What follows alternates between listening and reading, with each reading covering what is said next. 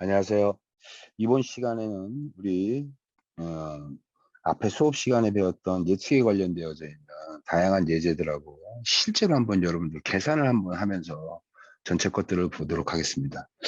그리고 우리 책에 나와 있는 예제들의 설명이 오류로 나와 있는 것들이 너무 많이 나와 있어 가지고 수정할 게 너무 많습니다. 그런 부분들은 여러분들 좀 이 자료를 제가 수업 시간에 나눠줬던 강의 자료에도 아마 나와 있는 것들과 틀린 것들이 많을 거예요. 그래서 일단은 책에 있는 것보다는 제 강의 자료를 우선적으로 좀 해줬으면 좋겠습니다.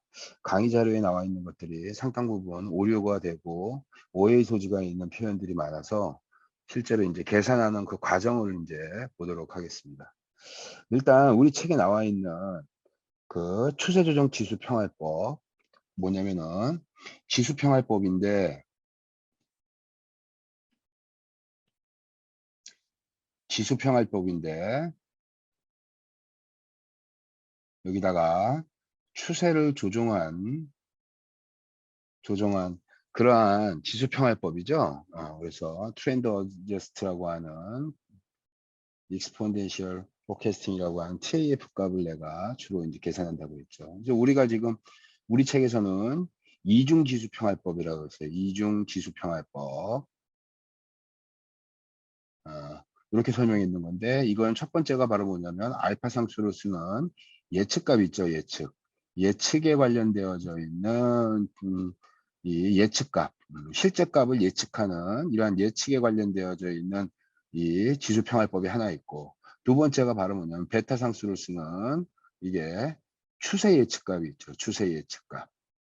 요것도 똑같이 어떻게 되냐 지수평활법을 쓰는 겁니다. 그래서 우리 책에서는 이중지수평활법이라고 얘기했고, 이 식 같은 경우에는 어떤 형태가 되냐면 이렇게 됩니다. TAF 추세조정 지수평활법의 T값, T기간의 TAF 값은 어떻게 되냐, 예측값, T기간의 예측값하고 트렌드 T기간의 예측값 이렇게 구해지죠. 그죠? 이게 그래서 우리 요거에 대한 것들을 먼저 구해 봅시다. 요거에 대한 요런 형태. FT는 어떻게 되냐, 알파의 실제 수요죠. 실제 수요는 액츄얼 디맨드를 이렇게 제가 쓰겠습니다. T니까 앞뒤의 실제값이죠. 그죠? 앞뒤의 실제값이 나와요. 플러스 1 마이너스 알파의 같은 이게 실제값의 T-1이니까 앞에는 F의 T-1 이렇게 나오죠. 그죠? 이렇게 나오는 값에다가 어떻게 되냐? 뒤에다가 뭘 붙이냐? 여기다가 바로 여기다가 앞뒤에 무슨 값을 붙이냐면 트렌드 값을 이렇게 붙여야 되는 거예요. 그죠? 요게 이제 앞뒤의 트렌드 값이 되겠죠. 그죠? 이게 이거 T-1이 되겠죠. 그죠? T-1 같은 기간이니까 지금 여기가 T 기간이니까 앞뒤니까 이제 T-1이 됩니다. 이렇게 요런 형태예요. 그러니까 여기까지가 어딥니까? 요게 지수평활이에요. 그죠? 지수평활이 될 것이고 뒤에 여기 트렌드 값이 하나 붙은 겁니다. 그러면은 트렌드 값, T기간의 트렌드 값은 어떻게 되냐? 베타 곱하기 같은 기간이에요. 이제 같은 기간의 예측값에서 어떻게 되냐? 앞뒤 예측값이죠. T기간이니까 같은 기간의 예측값인데 예측 1월 달, 2월 달이면 내가 2월 달에 이 트렌드 값을 구할 때는 같은 게 예측값에서 요겁니다. 이렇게. 요거의 차이니까 그러니까 FT-1 이게 증가된 양이죠. 이게 바로 증가된 양을 나타냅니다. 이게 증가된 양을 나타내고 그 다음에 1 베타에다가 어떻게 되냐, 여기다가 앞뒤에 있는 트렌드 값을 여기다가 이제 T니까 여기는 당연히 어떻게 돼요? T의 마이너스 1기가 되겠네요. 그죠? T-1기가 관련된 트렌드 값을 여기다 곱해주면 끝나는 겁니다. 요 두 값이 합쳐지면 이렇게 되는 거예요. 그죠? 예. 그래서 요런 형태로 저기 나오는 겁니다. 우리 독감 환자에 대한 예제를 좀 보도록 하겠습니다. 그러니까 예를 들면 우리 책에서 나와 있는 그 예제를 보면 어떤 형태가 나냐면 초기 값이 360으로 주어지고 추세가 5라고 나왔어요. 그럼 TEF 값은 즉 추세조정 지수평활법은 바로 요겁니다. 요게 예측값이에요. 그죠? 요게. 그래서 요런 형태의 값을 쓴다고 나왔기 때문에 우리 첫 기의 예측치를 377을 쓴다고 얘기했는데 그게 바로 뭐냐면 앞뒤에 예측값이 없어요, 이게. 그러니까 이제 377기를 쓰려면 첫 번째 기수의 360의 예측과 그다음에 트렌드 값 요거에서 요 값이 나와야 되는 겁니다. 그죠? 그런 상태에서 이제 내가 두 번째 달에 대한 예측값을 이제 계산하려고 하면 요렇게 되겠죠. 그죠? 두 번째 402라고 하는 요 예측값을 구하려고 하면 요렇게 됩니다. 즉 알파 0.2 곱하기 이거 0.2 곱하기 앞뒤의 실제 수요니까 요거죠, 요거. 그죠? 377. 요게. 그러니까 당연히 여기에 들어가는 값은 요 값이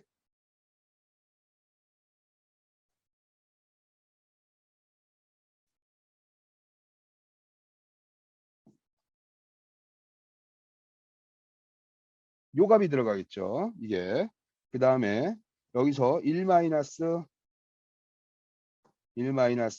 알파 값에 그다음에 바로 뭐냐면 여기다가 1 마이너스 알파를 해준 다음에 앞에 있는 예측값을 붙이는 거죠. 그죠? 앞에 있는 예측값, 전기의 예측값을 여기다 곱해주는 겁니다. 그다음에 바로 이제 이 뒤쪽에다가 뭘 하냐면 이 추세값을 여기다 더해 주는 거예요. 이렇게. 이 추세값을 이렇게 더해 주면 바로 2월 달에 바로 뭐가 되냐? 이러한 그 예측값, 지수 평화를 이용한 값이 여기 이렇게 들어갑니다. 이렇게 되고 그다음에 여기서 이제 추세값을 우리 구해야겠죠. 예측값, 지수 평화법으로 예측값을 구했고 추세가 반영된 그다음에 추세가 순수하게 체계적으로 증가되는 양을 계산하는 거예요. 이거는 이제 베타가 이제 이렇게 값을 곱한 다음에 베타 곱하기 그래서 이를 1기에서 1번 첫 번째 기간에서 두 번째 기간에 증가된 양이니까 같은 기간에 이 실제값에서 어떻게 되냐면 실제값이 아니죠. 여기 실수했습니다. 예측값이죠. 예측값에서 빼기 앞에 있는 전기에서의 즉 360에서 368.4로 증가했다는 얘기는 1기에서 2기 증가된 이 8.4만큼이 이게 하나의 기간에 증가된 양이라고 보는 거예요. 거기다가 베타 상수를 더하고 그 다음에 1 마이너스 베타 값 곱하기 앞기에 있는 트렌드 값을 곱해주면 어떻게 되냐? 바로 요게 이제 요게 추세 예측값이 됩니다. 그래서 TAF 값 결정적으로는 이거 더하기 이 예측값과 이 추세값이 합쳐져서 이렇게 나오는 거예요. 이렇게. 두 번째. 다시 여기에서 다시 보면 이렇게 되겠죠. 여기도 마찬가지로 요거까지만 하고 전체 식을 제가 복사를 하겠습니다. 이렇게 해서 하면 어떻게 되냐면 0.2 곱하기 앞뒤의 실제값이니까 앞뒤의 실제값 요렇게 되겠죠. 그죠? 앞뒤의 실제값 0.2 곱하기 앞뒤의 실제값 이거 더하기 1 마이너스 알파 값에 그 다음에 곱하기에 앞뒤에 있는 예측값 그 다음에 이제 요거를 계산된 결과에다가 우리 뭘 더해야 되냐면 앞뒤에 있는 이 추세값을 더해 주는 거죠. 이게 추세값 잘못 넣습니다. 다시 들어가서 앞뒤 바로 앞에 끼만 들어가는 거죠. 그러니까 요게 들어가야겠죠. 그죠? 이렇게.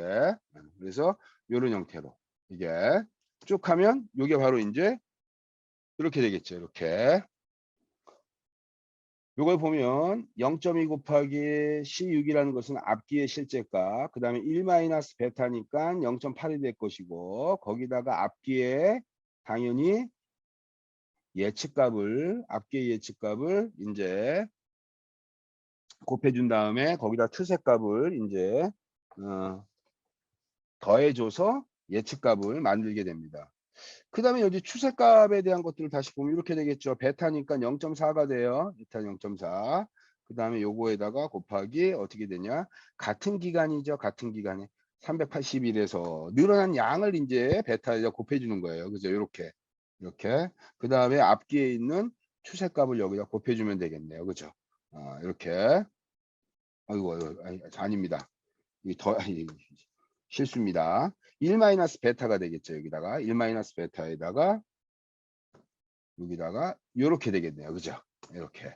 그래서 여기서 보면 베타 곱하기 381.5 빼기 368.4를 빼 27에서 26을 뺀다는 얘기는 요만큼이에요. 여기에 증가된 양. 그 다음에 1 마이너스 베타 값을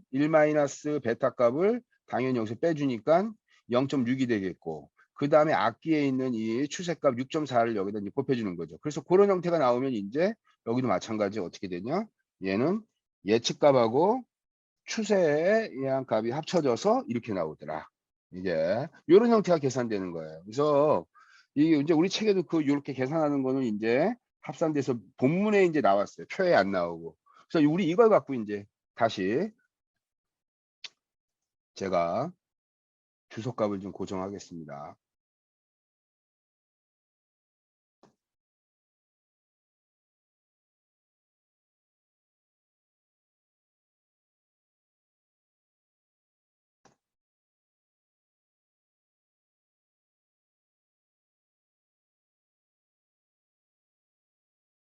됐죠?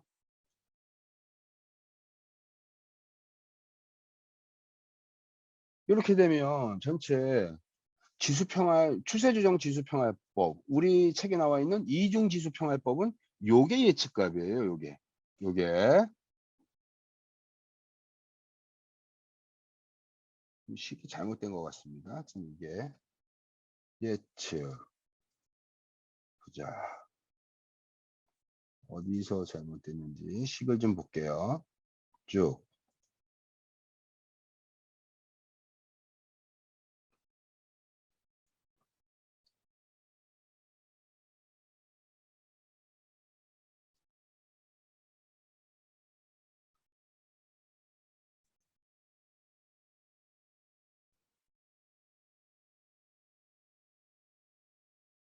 여기 잘못됐네요. 그죠?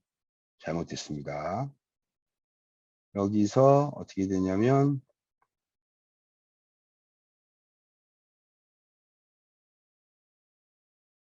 F의 3만 집어넣어야겠네요.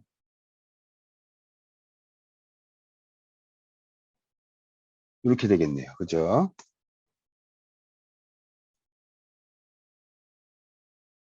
이렇게 됐죠. 계산이 잘못됐죠. 다시 고쳤습니다. 그래서 이런 형태로 나와 있는 요게 예측값이 됩니다. 요게 요게 예측값이에요. 요게 지수 지금 그 추세 조정 지수 평화법을 이중 지수 평화법으로 이제 구한 거예요. 그래서 책에 초기 예측치로 주어진 것은요. 초기 예측치 여러분 가만히 한번 생각해 보세요. 문제를 풀 때 지수 평화법에 관련된 문제를 줄 때 초기 예측치가 주어진다는 얘기는 이 초기 예측치를 계산해서 뭐가 있어야 되냐면 바로 앞에 끼에 뭐가 있냐? 실제값이 있어야 돼요. 근데 그 실제값이 없는 상황이기 때문에 어떻게 되냐? 초기 예측값을 주어준 거예요. 이렇게. 이런 상태에서 이 초기 예측값을 합해서 이렇게 구하고, 그 다음에 두 번째부터 이제 이렇게 요 값을 이제 활용하게 되는 거죠. 그죠? 이렇게. 이게. 그러니까 요런 형태가 어떻게 되냐? 이게 맞는 거다. 책에 나와 있는 거, 그 오해의 소지가 있는 계산식이니까 반드시 여러분들 좀 이걸 고쳤으면 좋겠습니다. 그래서 어찌됐든 이런 형태로 해가지고 추세조정 지수평화법에 관련된 것들은 여러분들 반드시 좀 요걸 좀 통해서 좀 기억했으면 좋겠어요. 이거 내가 수업 시간에도 설명했던 자료에 나오죠. 우리 책에 나와 있는 것들이 좀 오해의 소지가 있으니까. 그 다음에 이제 이거 계절 지수를 구하는 방법에 관련된 것들이에요. 여러분들 이게 지금 다음과 같이 독감 환자가 다음과 같이 이렇게 쭉 됐다. 이게 그래서 지금 우리 승법 계절 모델, 계절성이 있는 모델, 계절성이 있는 수요가 있을 때 이런 것들을 어떻게 되냐, 이 푸는 방법이 이제 제일 첫 번째 우리 책에 나와 있는 게 이제 바로 뭐냐면 승법 계절 모델이에요. 승법 이 곱하기 평균을 이용해 곱하는 식을 이용해 가지고 이 계절 지수를 통해서 이제 승법 계절 모델이라는 것은 계절 지수를 통해 가지고 어떻게 예측하는 방법을 쓰는 거예요. 근데 바로 뭐냐면 내가 알고자 하는, 그러니까 우리 이제 이 독감 환자에 대한 것들을 이제 4주 차에 1주, 2주, 3주와 다음과 같이 이렇게 예측됐다. 실제 이제 예측이 아니라 실제 이제 환자가 왔다. 4주 차에 일주일 동안 독감 환자를 예측해 보자, 그 얘기예요. 그래서 월화수목금토일에 관련된 이것이 일종의 뭐가 있냐? 이게 계절성이 있다. 계절성. 이 계절성을 반영을 해 가지고 하는데, 이 승법 계절 모델을 풀 경우 이제 이게 있어요. 아까 우리가 이제 갑자기 이제 비계절 즉 계절성을 삭제한 다음에 계절성을 삭제해서 그 계절성이 즉 반복되는 어떠한 계절성이 없는 상태의 수요를 갖고 얘를 기준으로 잡고, 즉 어떻게 돼요? 계절성을 제거한 거죠. 계절성을 제거한 이 수요를 가지고 얘를 기준으로 해서 어떻게 되냐면 우리 지수평할법을 예측했어요. 그죠? 지수평할법. 그래서 이 지수평할법을 예측해 가지고 지수평할법의 맨 끝에 있는 나와 있던 값, 이 값들은 계절성이 제거되어져 있는 이러한 수요의 특성을 고려했을 때 얘가 바로 뭐다? 얘가 평균값이다.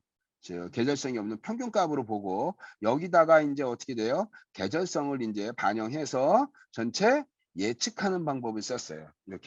이렇게 쓰는 방법도 하나의 방법이 될 수 있어요. 지금 우리 책에 나와 있는 것처럼. 두 번째는 이렇게 평균값을 갖다가 특정한 값을 평균값으로 쓰는 이유가 있습니다. 이게 바로 뭐냐면 총 수요에 관련된 것들을 이제 잡으려고 하는 거예요.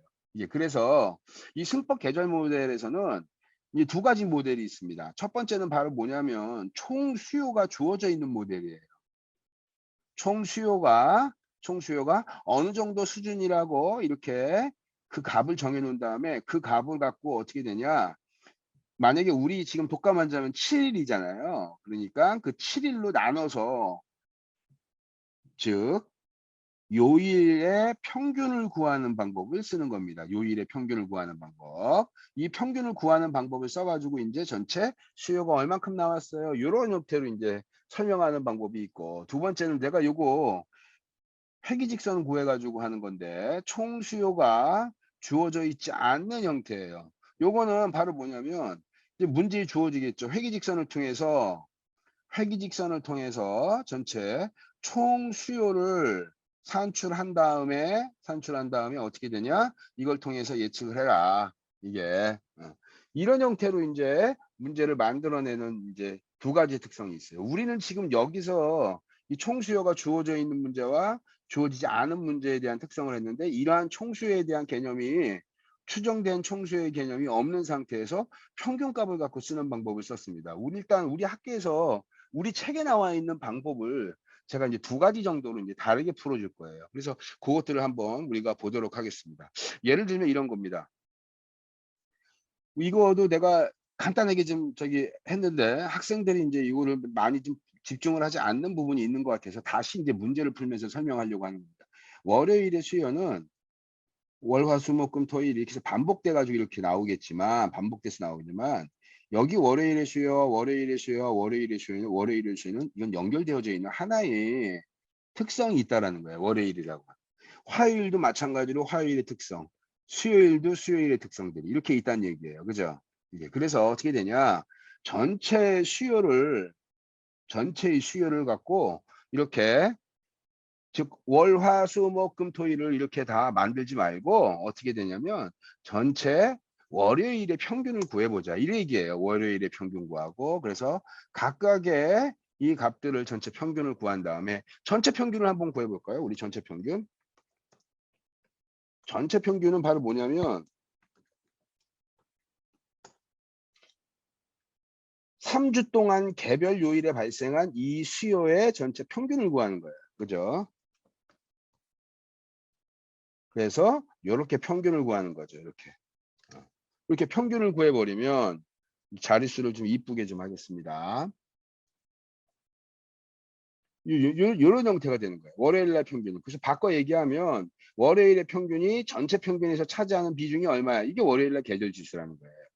즉 전체 평균에서 월요일의 평균이 차지하는 비중, 화요일의 평균이 차지하는 비중, 요런 형태로 이제 문제를 푼 겁니다. 그래서 이걸 갖고 이제 하면 이렇게 되겠죠. 계절 지수를 구합니다. 여러분들. 계절 지수를 구해요.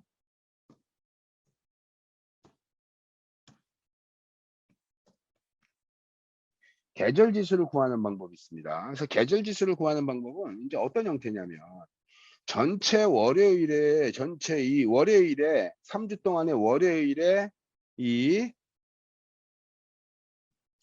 일단 요거 좀 지우도록 하겠습니다. 요게 평균이니까 이게 4주가 아니죠. 이게 이제 평균이 될 겁니다. 그죠? 이게 평균이 되는 거죠. 이게 우리가 알고자 하는 건 이제 4주차의 이제 요일별 수요인데 일단 이걸 갖고 이제 계절 지수를 구하니까 3주 동안의 월요일 평균은 전체 평균에서 차지하는 비중이 얼만큼이에요? 이렇게 물어보는 거예요. 그죠? 이렇게 해서 물어봤더니 다음과 같이 이렇게 계절 지수가 이렇게 나타나는 거죠. 그죠? 이게 그래서 계절 지수가 이렇게 나타난 상태에서 이제 우리가 어떤 형태로 나타나냐면 요걸 이제 아까 다시 이제 여기다가 이제 카피를 좀 하겠습니다. 계절 지수를 위에다 나타난 것처럼 여기다가 계절 지수를 이제 제가 쭉 해서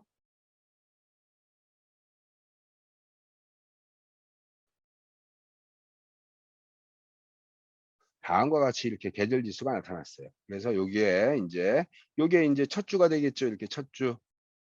요게 요게 둘째 주가 될 거고 요게 그럼 요게 셋째 주가 될 겁니다. 이렇게. 어. 셋째 주가 되는데 이제 우리는 이제 이거를 계절성을 제거해 보자. 이제 계절성을 제거하는 거예요.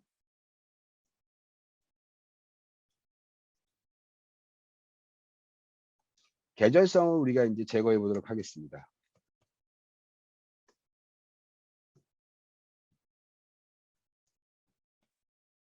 계절성을 제거하는 방법은 수요에 포함되어져 있는 이 계절성을 계절 지수로 나누는 방법이에요. 그래서 여기다가 예, 이렇게 나눠 버리면 되겠죠. 이렇게 해서 계절성을 제거한 이 수요가 이제 다음과 같은 이런 형태로 나타납니다. 요것도 자릿수를 좀 이렇게 이쁘게 하겠습니다. 그래서 계절성을 제거한 수요가 이렇게 나오겠죠. 그죠? 그래서 이게 문제는 바로 뭐냐면 이 수요가 이렇게 실제 수요가 나타났는데 실제 수요가 다음과 같이 이렇게 나타났는데 그것에 대한 계절성으로 나눠 가지고 계절 지수를 이렇게 예를 들자면 제거한 거가 되는 거예요. 이거 갖고 이제 여러분들 똑같이 이제 요거로 그림을 그리게 되면 이렇게 되는 겁니다. 이걸 갖고 제가 이제 그래프를 좀 그려 보도록 하겠습니다. 쭉 해서 봤더니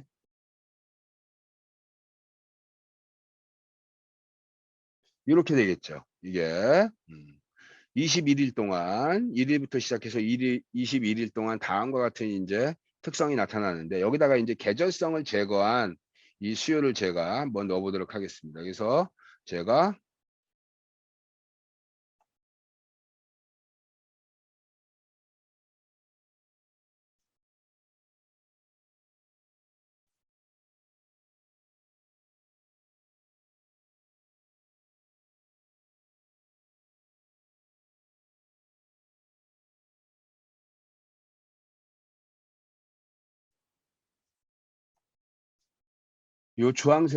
요 주황색이 바로 뭐가 되냐면 계절성을 제거한 그러한 형태의 이제 수요가 되고 요 파란색이 어떻게 되냐면 이게 이제 실제 수요가 됩니다.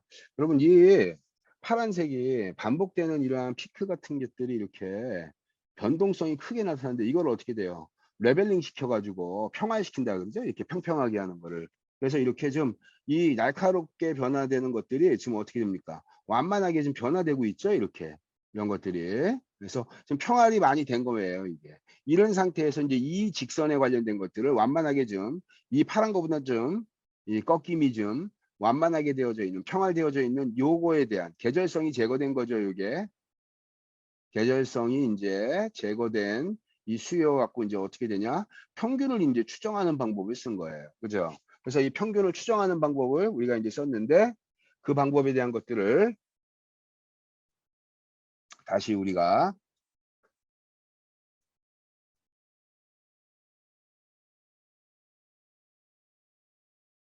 보도록 하겠습니다.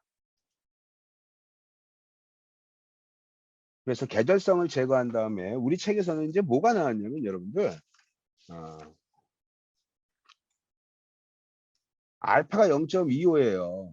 이제 얘 평균값을 추정하는 거예요. 이제 평균값을 추정하는데 알파가 0.25고 0.25가 되고 그 다음에 초기 예측치가 240입니다. 초기 예측치가 240 이렇게 되는 거예요, 여러분들. 이렇게. 이게 예측값이죠. 이제 계절성이 제거된 것에 대한 평균을 추정하는 방법인데 알파가 0.25하고 초기 값이 240인 이러한 값의 예측값을 구하는 거예요. 그 초기 예측값 240이 주어졌으니까 여기에 특정한 값이 들어올 수가 없어요. 왜 그러냐면 앞에 있는 계절성이 제거된 과거의 정보가 없기 때문에 이 정보에 주어진 대로 초기 예측값이 239.09로 나와 있는 값이 안 나오죠. 거기 뭐가 들어가요? 240이 들어가야 되는 거예요. 그죠? 240 들어가고 이걸 갖고 이제 저기다가 문제를 풀어야겠죠. 알파 곱하기 이렇게 되겠죠. 알파 곱하기 앞기에 있는 실제값이죠. 그죠? 앞기에 있는 실제값 요거 더하기 1 마이너스 알파의 앞기의 예측값이 되겠죠. 그죠? 앞기의 이제 예측값. 0.75를 예측값을 반영하고 25%는 실제값을 반영한다. 즉 계절성이 제거된 수요를 반영하겠다는 얘기예요. 그래서 이런 형태가 됩니다. 예. 그래서 이걸 갖고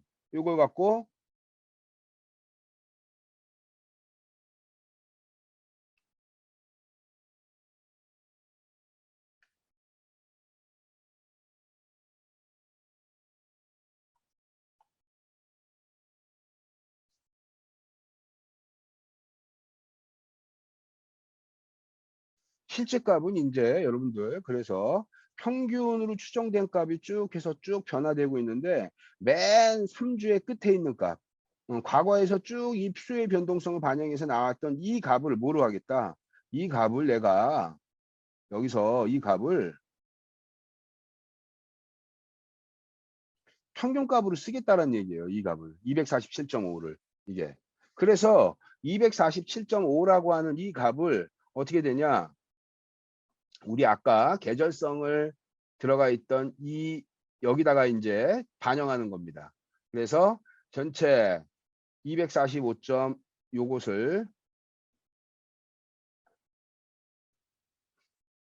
4주차에다가 여러분들 4주차에 요게 아이고 요거 저 계절 지수죠. 계절 지수를 여기다가 이제 4주차입니다. 지금 우리가 4주차에 대한 것들을 월요일서부터 일요일까지 독감 환자에 관련된 것들을 내가 이제 추정을 하려고 하는 거예요. 그래서 247.5가 이게 바로 이제 여기서 나타나겠죠. 그죠?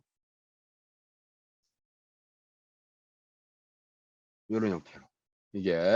그래서 이런 형태로 나타나기 때문에 이게 어떻게 되냐. 실제 4주차의 실제 수요는 예측되어져 있는 평균 수요 곱하기 여기다가 월요일의 계절 지수를 곱해서 이런 형태로 수요가 나타나는 거예요. 그래서 만약에 구해라 라고 한다면 요 값이 여러분들 요 값이 바로 뭐가 되냐 너무 좀 어둡습니다. 요 값이 바로 4주차의 예측값이 되겠네요. 이게 4주차에 월요일서부터 일요일까지 예측값이 요 값 갖고 나오는 거예요. 이렇게. 예. 이게 그래서 이런 형태에 대한 특성으로 이제 문제를 푸는 이제 방법이 이제 우리가 책에 설명되어져 있는 이게 바로 뭐냐면 계절성을 반영하는 방법이에요. 이게 그래서 네.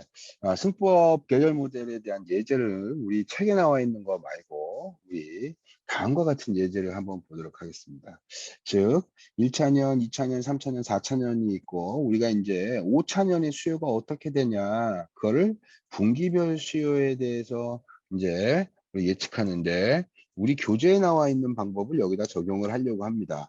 이게 그다음에 이제 첫 번째가 바로 뭐냐면 우리 교재에서 적용되어져 있던 방법. 두 번째는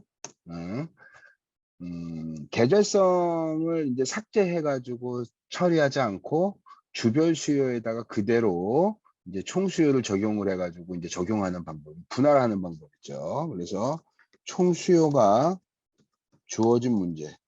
총 수요가 주어진 문제. 세 번째가 이제 회귀 분석을 통해서 추정하는 방법을 우리 한번 이 예제를 갖고 한번 풀어보도록 하겠습니다. 일단 우리 교재에 나와 있는 방법을 한번 보도록 할게요. 교재에 나와 있는 방법은 1분기, 2분기, 3분기, 4분기에 대한 평균값을 먼저 구해야 되겠죠. 이게 바로 뭐냐면 여러분들 여기다 이제 아이고야 일단은 무엇을 해야 되냐면 제일 첫 번째 이제 여기다 우리 저기를 해야 되죠. 요거를 쓰면 이제 셀 계산이 안 되니까 일단 이 방법에서 쓰는 거는 이제 뭐냐면은 제일 첫 번째 계절 지수를 이제 구하는 거죠. 계절 지수. 계절 지수를 먼저 구한 다음에 두 번째는 바로 뭐냐면 이걸 갖고 계절성을 삭제하는 거죠. 평화시키는 거예요. 계절성으로 나눠 가지고 이게 그 다음에 이제 평균을 추정하는 방법이죠. 수요가 이제 확정이 안 돼 있으니까 평균을 추정하는 방법을 쓰는데 평균을 추정하는 방법 중에서 이제 어떠한 방법을 쓸 거냐면 여기 나와 있는 것처럼 계절 지수를 적용을 해서 이게 계절성이 삭제되어져 있던 수요가 있잖아요. 그죠? 그 수요에 가장 근접한 그 다음에 지수평활법을 우리가 한번 적용해 보자. 그래서 어떤 지수평활법 0.2, 0.3, 0.4 이렇게 차례를 넣어서 오차가 가장 작아지는 값 어떤 값을 내가 구하려고 하는 거예요. 그죠? 그 값을 구하려고 해서 그 알파가 몇 회에 해당되는 값을 평균값으로 이제 활용한다는 얘기죠. 그래서 좀 단계가 복잡한 것 같지만 여러분 굉장히 간단합니다. 이런 볼게요 여러분들. 일단 평균을 구해야 되겠죠. 계절 지수를 구해야 되니까 여기서 다음과 같이 이렇게 이제 평균을 구할 수가 있어요. 그래서 1분기 평균, 2, 3, 4분기에 대한 평균을 구하겠죠. 그 다음에 마지막에 이제 전체 평균을 구할 거예요. 우리 전체 평균은 1분기, 2분기, 3분기, 4분기 여기까지 이렇게 나왔던 4개 4차년까지의 1, 2, 3, 4분기를 다 평균을 구해서 이제 우리 구하고 이렇게 되겠죠. 즉 1분기의 값은 다음과 같이 이렇게 구해지는 겁니다. 그래서 이걸 갖고 이제 어떻게 되냐? 평균 이제 여기 전체 차지하는 분기별 계절 지수를 구하는 겁니다. 분기별 계절 지수는 이 1분기의 계절 지수를 전체 수요의 평균값에서 차지하는 비중으로 나눠버리니까 이런 형태로 나오겠죠. 그래서 여기가 다음과 같이 이렇게 이게 이제 계절 지수가 됩니다. 이게 이제 계절 지수가 되는 거고 이 계절 지수를 적용을 시켜서 이제 어떻게 되냐? 얘네들을 1차년, 2차년, 3차년, 4차년에 나타난 것들을 계절 지수로 나눠 가지고 평활시키는 거예요. 그래서 우리 요거를 한번 다음과 같이 이렇게 해서 먼저 좀 밑으로 이제 계산하기 편하게 다음과 같이 이렇게 좀 전개를 하겠습니다. 다음과 같이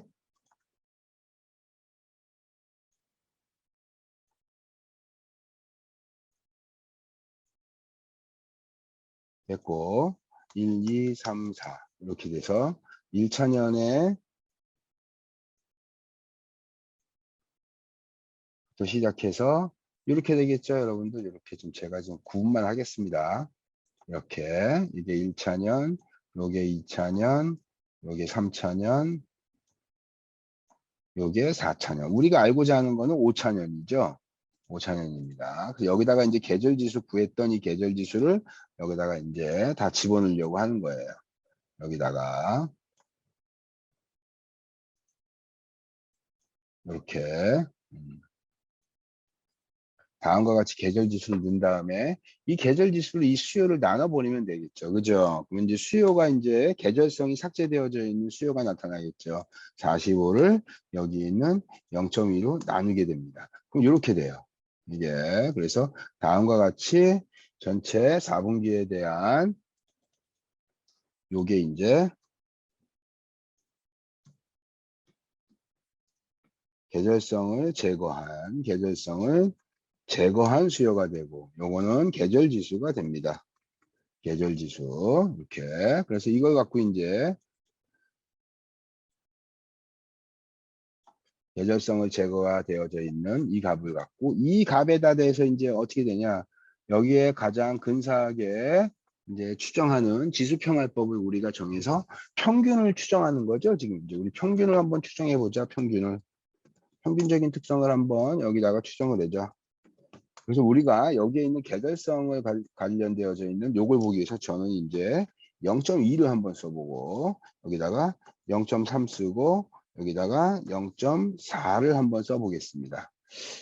이렇게 해서 이거 갖고 이제 초기 예측치는 여기 나와 있는 그 예측치를 다 그대로 갖다 여기다 쭉 다 그대로 놓고 이렇게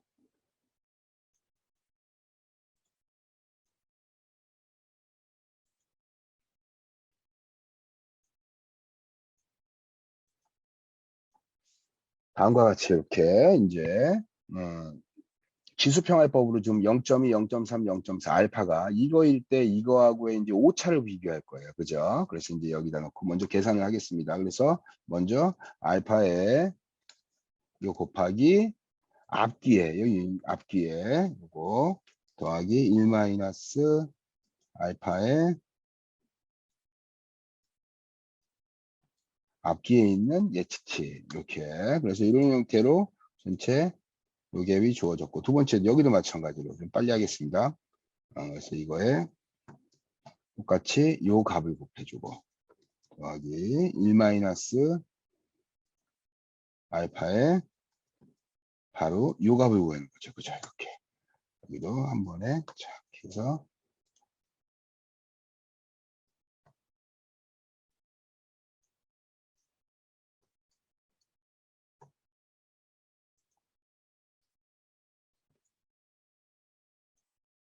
이렇게 됩니다. 그죠?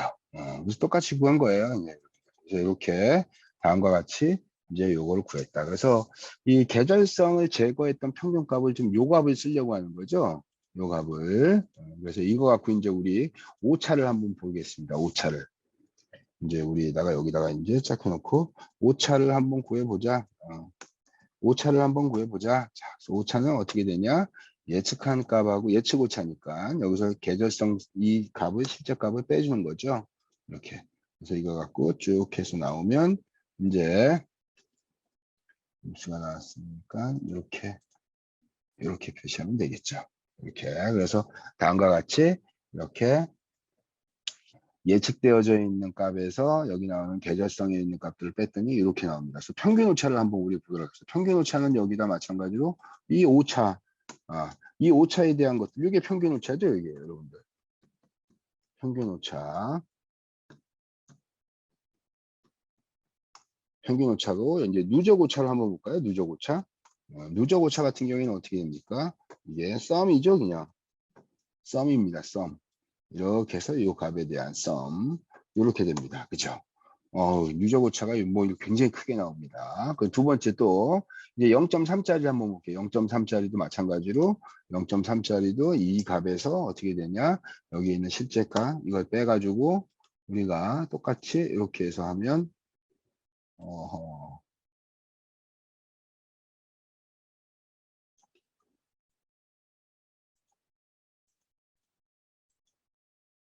이렇게 되겠죠.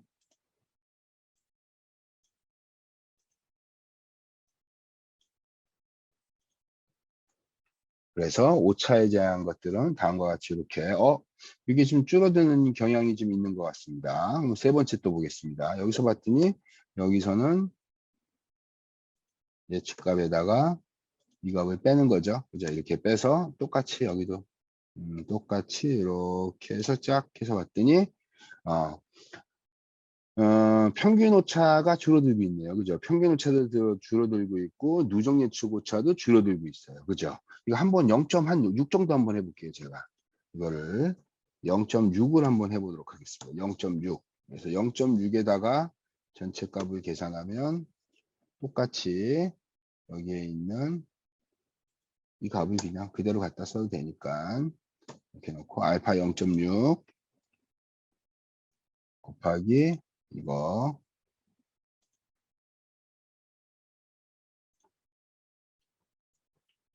1 마이너스 알파에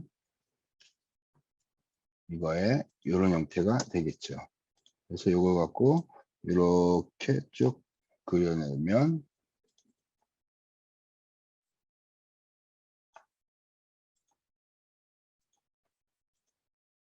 다음과 같이 나오고 이거 갖고 이제 다시 0.6짜리의 오차를 한번 보겠습니다. 0.6짜리 오차도 마찬가지죠. 예측값에서 여기에서 계절성 제거했던 걸 비교해 버리고 그래서 쭉 다 구하면 이렇게 나올 것이고 요 값을 통해서 평균 오차하고 요걸 비교했더니 평균 오차는 마이너스 27.4 그 다음에 438.4 이렇게 해서 일반 전반적으로 이 값이 내가 작게 예측하고 있다는 얘기네요. 그죠?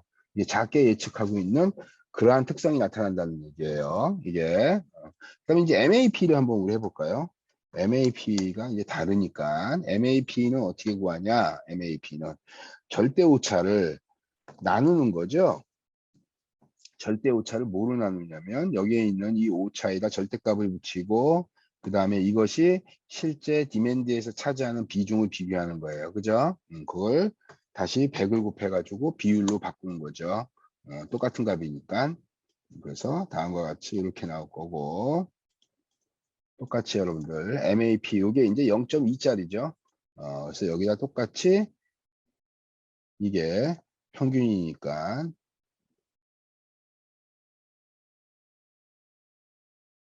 이렇게 먼저 해놓겠습니다. 했더니 여기가 20 정도 나옵니다. 여기가 MAP가 평균 20 정도 이게 20 정도 내가 크게 했는지 작게 했는지는 MAP만 보면 모르지만 CFE가 있죠. CFE하고 그 다음에 평균 오차가 마이너스가 나왔다는 얘기는 전반적으로 내가 예측값에서 실제값을 뺀 값이 마이너스가 나온다는 얘기는 작게 하고 있다는 얘기예요. 그죠? 두 번째로 한번 볼게요. 여기서 다시. 그래서 MAP니까 똑같이 어떻게 되냐? 절대 오차를 ABS가 절대값 붙인다는 얘기예요. 절대 오차를 어떻게 되냐? 얘를 디맨드로 나누고 곱하기 100을 하면 되겠죠. 그죠? 이렇게. 여기도 마찬가지로 똑같이. 똑같이 여기에 있는 이거 오차부터 계산해죠.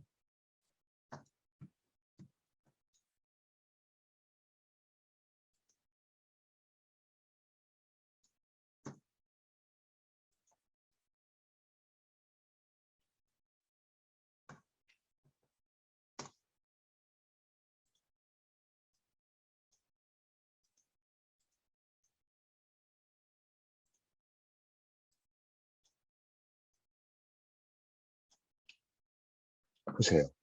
0.234에서 MAP 값을 전체 쭉 해서 봤더니 20, 15. 그래서 0.4에서는 도리어 증가하다가 뭐 좀 이쁘게 하겠습니다. 이렇게 0. 요게 이제 0.2고 MAP에서 이제 요게 0.2, 요게 0.2, 요게 0.3, 요게 0.4, 요게 0.6이에요. 0.6일 때를 봤더니 이렇게 나옵니다. 이게 9.1, 0.6에서 굉장히 크게 나오는 0.6에서 이 값이 작게 나오는 거죠. 그러니까 우리 0.6을 정도로 해가지고 이것에 대한 계절성을 한번 우리가 반영을 해보도록 하자. 0.6 값. 그래서 0.6 값에 대한 예측값이 좋으니까 전반적으로 나는 여기에 나와 있던 이 평균값, 이 값을 내가 이제 여기다가 쓰려고 하는 거예요. 그래서 내년도에 계절 지수는 다음과 같이 이렇게 나올 거고요. 그래서 요걸 좀 적용해 보겠습니다. 그래서 여기다가 이렇게 이게 계절 지수죠. 이게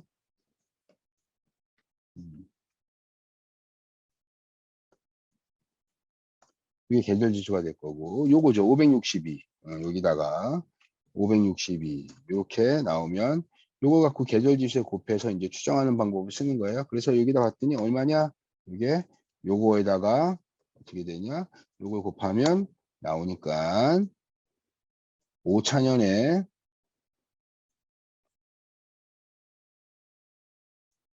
5차년의 1분기 수요는 114.2가 나오고 2분기는 730 나오고 3분기에는 1124 나오고 그 다음에 4분기는 279가 나오네요. 그죠? 그래서 이런 형태의 수요를 지금 우리가 예측할 수가 있다. 이제 그러니까 우리 책에서는 그런 설명이 좀 덜 나왔지만 0.25에다가 예측치 초기 예측치 240 이렇게 딱 주어져서 나오는 저 방법이 사실은 여러 개를 비교해서 오차가 최소화되어지는 어떠한 기준값에 의해서 나올 거예요. 그러니까 여기서는 지금 여러분들 이렇게 0.6이 오차가 작게 나온다는 얘기는 수요가 어떻다는 얘기예요. 수요가 완만하게 나오는 게 아니라 이게 꺾여서 이게 날카롭게 꺾이는 이러한 특성이 나타내서 이것들을 반영하다 보니까 전반적으로 어떻게 되냐, 알파가 커지는 그러한 형태의 특성이 나타났죠. 그래서 지수평 아래 나오는 이러한 형태의 특성. 그래서 다음과 같이 이런 형태로 해서 우리가 문제를 풀었습니다. 두 번째, 다음과 같이 이렇게 계절 지수가 나와 있는데요. 그 계절 지수가 나와 있는데 내년도 총 수요가 만약에 2,500개라고 한번 해봅시다. 내년도 총 수요가 2,500개라고 한다면 여기서 나오는 560이라는 거 있잖아요. 이건 어디서 나온 거예요? 0.6에 가장 끝에 나와 있는 이 560이니까 다음에 이 1분기 값은 이 값을 그대로 받는 거예요. 1분기 값은. 이 값을. 그래서 이 값을 갖고 이제 평균을 다 써버린 거고. 그 내년도의 총 수요가 다음과 같이 요 계절 지수를 그대로 갖고 오겠죠.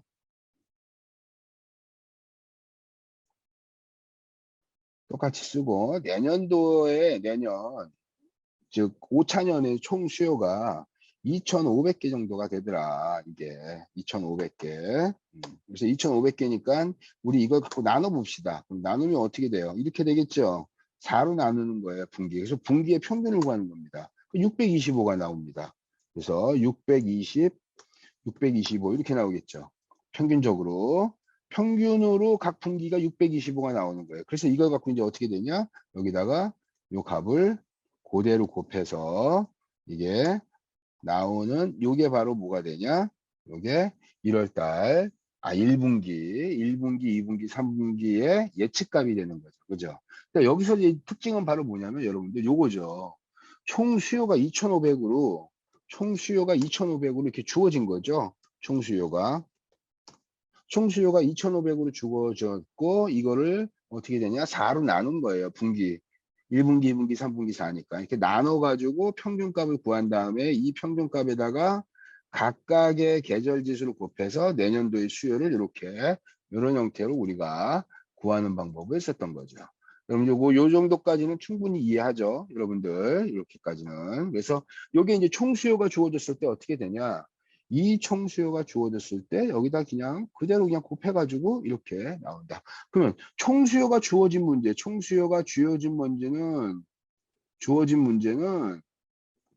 계절성을 이걸 제거하는 과정이 제외가 되죠. 계절성을 제거할 필요가 없어요. 왜 수요가 지금 이런 형태가 되니까 이것들을 좀 평탄화시켜서 변동성에 이게 이렇게 정점에서 저점으로 꺾여 버리잖아요. 그러니까 이런 것들이 문제가 생기잖아. 그러니까 이런 것들이 문제가 생기는 것들을 어떻게 됩니까?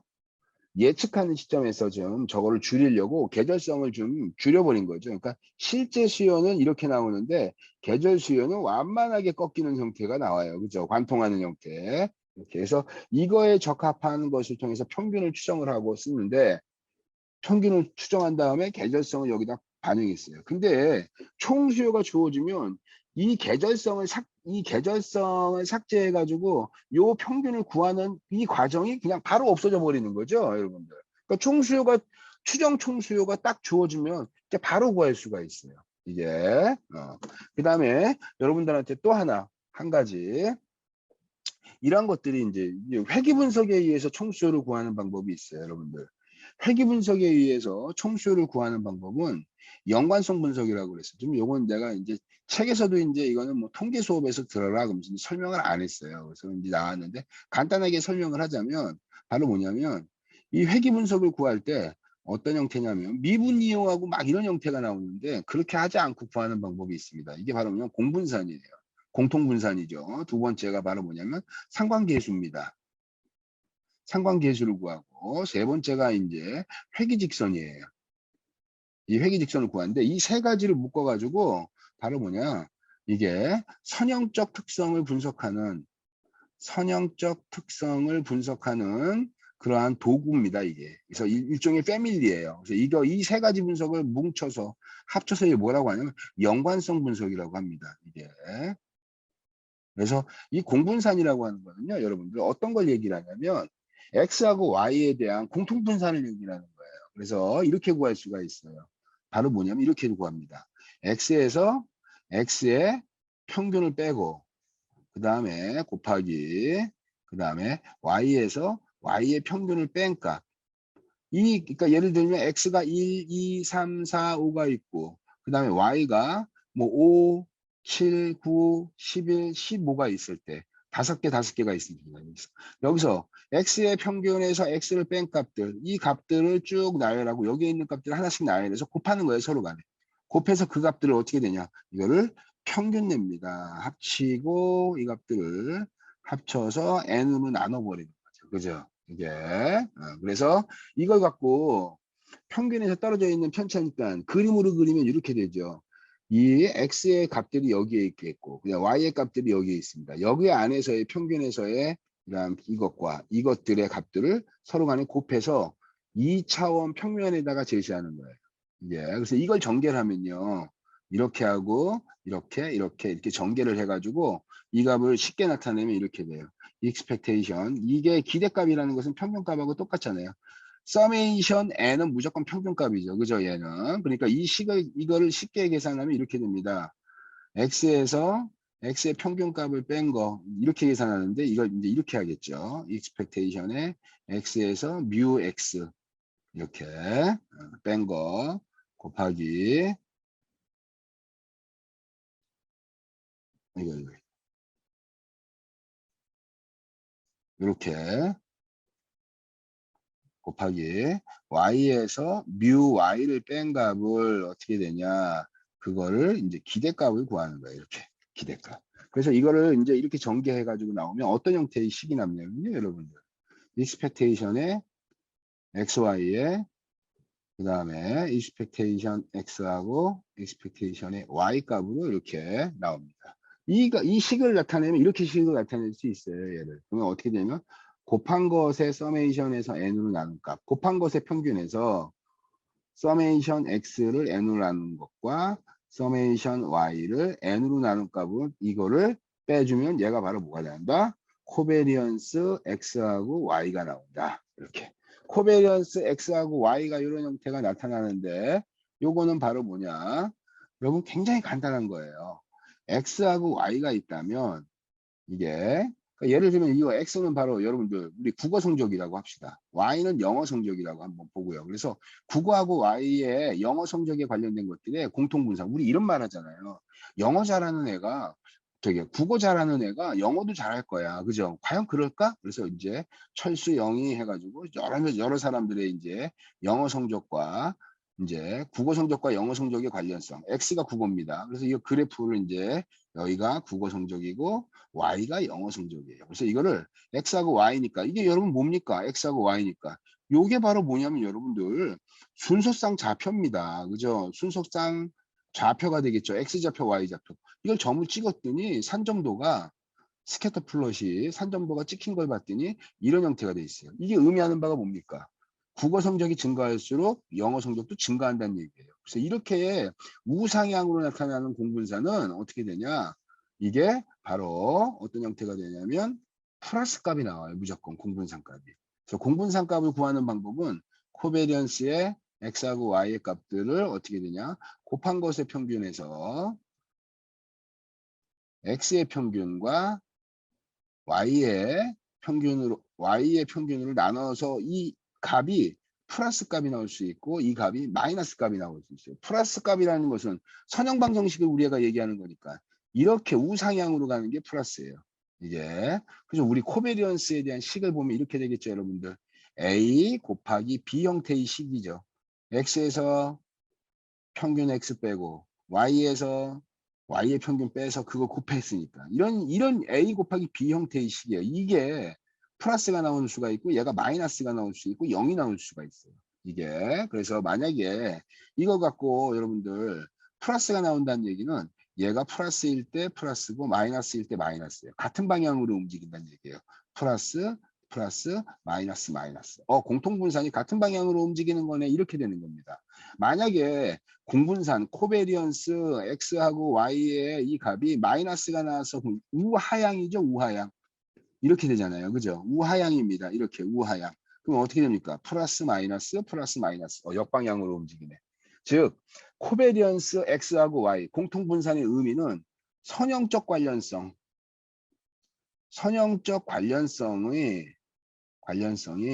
이 대략적인 특성을 우리가 파악하는 데 쓰는 거예요. 왜 대략적이냐?